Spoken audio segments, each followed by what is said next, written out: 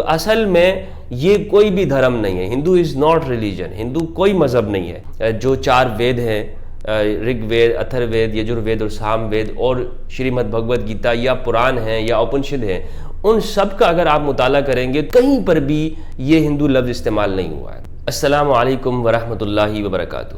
دوستو، اگر ہم کسی دھرم یا مذہب کے بارے میں بات کرتے ہیں تو ہمیں سب سے پہلے یہ معلوم ہونا چاہیے کہ اس لفظ کا اصل مطلب کیا ہے اور اس کی تاریخ کیا ہے. ایک لفظ استعمال ہوتا ہے ہندو مذہب، ہندو دھرم. کیا واقعی ہندو کوئی مذہب ہے؟ یہ جو لفظ ہے ہندو، کیا اس کی کوئی تاریخ ہے؟ یا یہ ہندو دھرم آج جو اس پوری دنیا کے اندر جو ہندو مذہب کے ماننے والے لوگ ہیں وہ ان کے لیے یہ لفظ بولا جاتا ہے؟ اور یہ کہاں سے یہ استعمال ہوا؟ اصل لفظ کیا ہے؟ اگر ہم اصل لفظ کو نہیں سمجھیں گے تو پھر ہم یہ لفظ استعمال کرتے رہیں گے، اور بہت سارے ایسے اسلامک اسکالر یا ایسے لوگ جو یہ سمجھتے ہیں کہ انہیں تمام مذاہب کا علم اور گیان ہے، وہ بھی اس لفظ کو ہندو مذہب یہ استعمال کرتے رہتے ہیں. تو حقیقی لفظ کیا ہے؟ میں آپ کو سب سے پہلے یہ بتاتا چلوں کہ ہمیں جب بھی کسی چیز کی تحقیق یا ریسرچ کرنی ہو تو اس دھرم یا مذہب کی اوریجنل جو کتابیں ہیں اس کے اندر جا کر ہمیں ان چیزوں کو دیکھنا ہوگا. تو اس حوالے سے اگر ہندو شبد کے حوالے سے، لفظ کے حوالے سے اگر ہم دیکھیں تو خود جو سناتن دھرم کی جو کتابیں ہیں، جو 4 وید ہیں، رگ وید، اتھر وید، یجر وید اور سام وید، اور شریمد بھگوت گیتا یا پران ہیں یا اپنشد ہیں، ان سب کا اگر آپ مطالعہ کریں گے تو اس میننگ کے اندر، مذہب یا ریلیجن کے میننگ کے اندر کہیں پر بھی یہ ہندو لفظ استعمال نہیں ہوا ہے. پوری ان ساری کتابوں کے اندر اگر آپ دیکھیں گے، بلکہ بھگوت گیتا کے اندر تو یہ لفظ ہی نہیں ہے، یہ ہندو کا لفظ ہی نہیں. تو پھر یہ مذہب کے لیے لفظ آیا کہاں سے؟ کس نے اسے استعمال کیا؟ اور اصل لفظ کون سا ہے؟ تو آج ہم اس ویڈیو کے اندر یہی چیز سمجھنے کی کوشش کریں گے تاکہ ہمیں اصل چیز سمجھنے کے اندر آسانی ہو. تو میں نے جیسے آپ کو بتایا کہ یہ اصل گرنتھوں کے اندر اور شاستروں کے اندر کہیں پر بھی یہ استعمال نہیں ہے. اگر آپ ایک ہمارے مورخ گزرے ہیں، تاریخ دان ہیں، ان کی کتاب، ان کا نام ہے ابو الریحان محمد البیرونی، جو سن 1048 کے اندر ان کا انتقال ہوا ہے.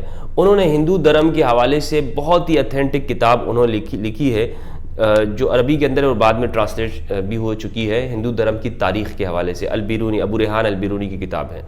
یہ لفظ ہی انہوں نے اس کا ذکر نہیں کیا، یعنی اس حوالے سے کہ یہاں پر انہوں نے جب دیکھا تو کہیں پر بھی انہوں نے اس مذہب کے ماننے والوں کو، اس دھرم کے ماننے والوں کے لیے انہوں نے ہندو لفظ کا استعمال نہیں کیا ہے.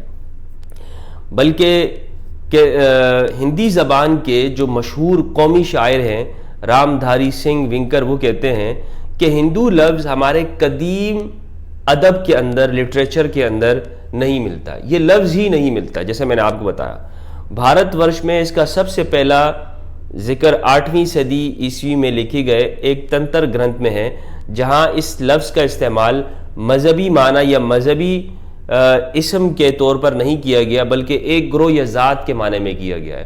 یعنی ایک قوم کے لیے یہ لفظ استعمال ہوا ہے. اور یہ کون سی قوم ہے؟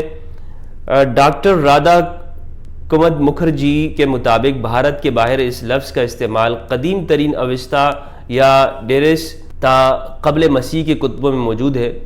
وہ کہتے ہیں کہ ہندو لفظ غیر ملکی ہے، یعنی یہ باہر سے آیا ہے. اور اسی طرح سے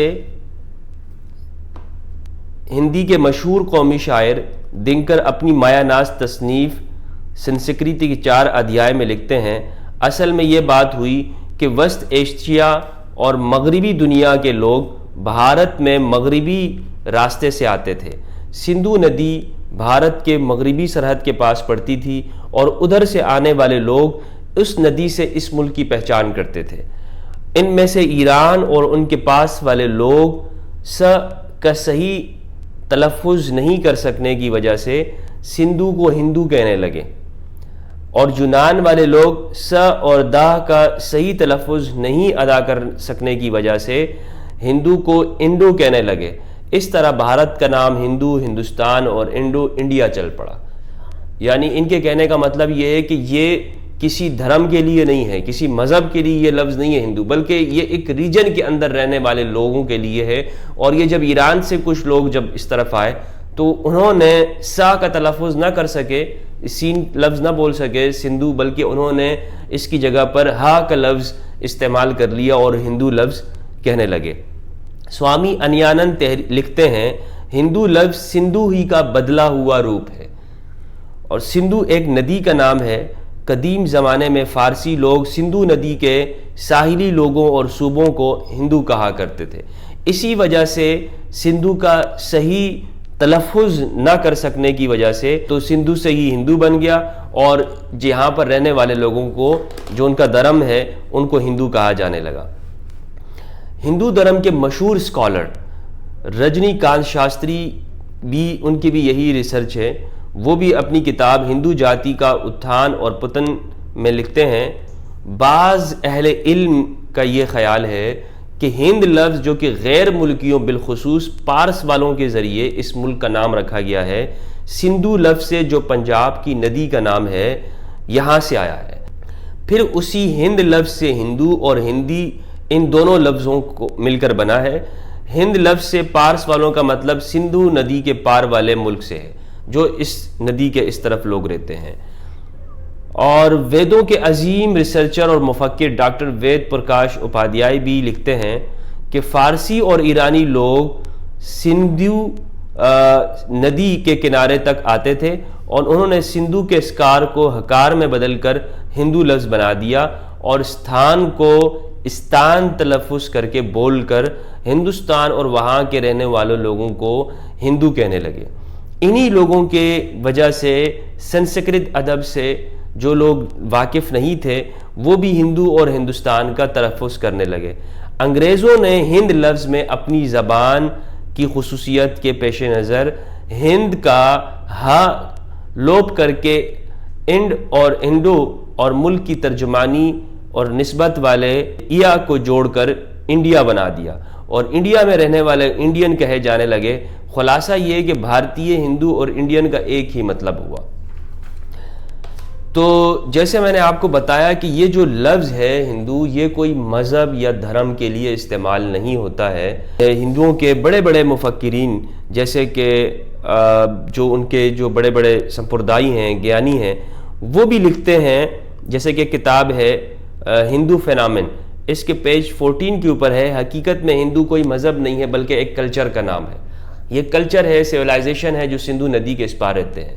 تو یہ جب باہر سے لوگ آئے، انہوں نے اس کو جو یہاں پر رہنے والے لوگ تھے انہی کے لیے، ان کے مذہب اور دھرم کے لیے بھی یہ لفظ استعمال کرنے لگے، اور اس طرح دنیا کے اندر ہندوازم اور ہندو مت یا ہندو مذہب کے یہ لفظ کا رواج پھیل گیا اور یہ لفظ بولے جانے لگا۔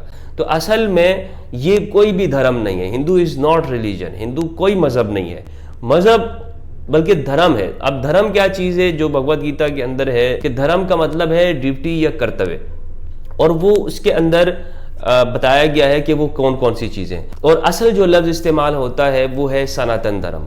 تو یہاں کے رہنے والے جو ہندو ہیں جن سے میری بات ہوتی ہے، یا جیسے بڑے بڑے سوامی ہیں، وہ کہتے ہیں کہ ہمارے لیے جب آپ یہ لفظ استعمال کرتے ہو تو یہ لفظ استعمال نہ کریں، بلکہ ہمارے لیے جو ہمارے جس کو ہم اپنا دھرم کہتے ہیں، مذہب کہتے ہیں، وہ سناتن ہے، اور ہم اس کو یہ لفظ استعمال کرتے ہیں۔ اب یہ چونکہ بہت زیادہ استعمال ہونے لگا ہے، ہندو مذہب، ہندو لوگ، ہندو دھرم، تو اب انہوں نے اس کو یوں سمجھ لیں کہ خاموشی کے ساتھ ایکسیپٹ کر لیا، قبول کر لیا، چونکہ دنیا کے اندر استعمال یہی ہوتا ہے، کتابوں کے اندر، جدید ہسٹری کے اندر، اور انٹرنیٹ کی دنیا کے اندر، اور جو بلکہ جو نئے ہندو جو لوگ ہیں، رائٹرز ہیں، جب وہ بھی اپنے دھرم کے بارے میں بتاتے ہیں تو اس لفظ کا استعمال کرتے ہیں۔ تو اسے انہوں نے خاموشی کے ساتھ قبول کر لیا، چونکہ اتنے زیادہ لوگ اس کو استعمال کرنے لگے اور اتنے زیادہ اس کا دنیا میں چرچا ہونے لگا کہ جو بھی کتابیں یا اخبار یا نیوز نکل رہے ہیں تو اس میں یہی لفظ استعمال ہو رہا ہے، تو اس چیز کو انہوں نے قبول کر لیا۔ ورنہ ایکچوئل کے اندر، حقیقت کے اندر جو شاستر یا گرنتھ یا پران ہیں یا جو وید ہیں، جو اصل جو پراچین لوک ادب ہے، اس کے اندر کہیں پر بھی مذہب کے لیے یہ لفظ استعمال نہیں ہوا۔ جیسے اسلام کے لیے قرآن کے اندر اسلام لفظ استعمال ہوتا ہے، یا کرسچینٹی کے لیے استعمال ہوتا ہے، تو اس طرح سے کسی جگہ کے اوپر بھی ہندو مذہب کا استعمال نہیں ہوتا ہے۔ اس بات کو اچھی طرح سے سمجھنے کی ضرورت ہے۔ اس کی وجہ یہ ہے کہ اگر ہم ایک خاص شبد کے اندر پھنس جائیں گے تو پھر ہم اس قوم کے حوالے سے یا ان لوگوں کے حوالے سے بھی ہماری مینٹیلٹی یا ہماری ذہنیت اسی طرح سے بن جائے گی، اور ہم پھر بلکہ آج تو ہمارے ہاں اس لفظ کو ہی کچھ ایسا سمجھا جاتا ہے ہندو کہ اتنا گھٹیا کر کے سمجھا جاتا ہے، تو کم تر اس کو بولا جاتا ہے ہمارے ہاں بعض جگہوں کے اوپر، جیسے رہنے کے اندر بھی، تو ہم ان قوموں کے حوالے سے بھی ہمارا رویہ اور مزاج ایسے ہو جاتا ہے، گویا کہ ایک نفرت کی چیز بن جاتی ہے۔ تو اس لیے میں چاہوں گا کہ اس لفظ کو ان اسکالرس کو، ان لوگوں سے کہنا یہ چاہوں گا کہ آپ اس کے حوالے سے ریسرچ کریں اور جو اصل لفظ ہے وہ استعمال کریں۔ یعنی اسلام کے لیے اگر کوئی شخص کوئی اور لفظ استعمال کرے گا تو ہم کہیں گے کہ بھائی آپ یہ غلط کر رہے ہو۔ تو اسی لیے جب بھی ہم کسی مذہب کے لیے کوئی بھی لفظ استعمال کرتے ہیں تو اس کے ایکچوئل چیز کو ہمیں ضرور سامنے رکھنا چاہیے۔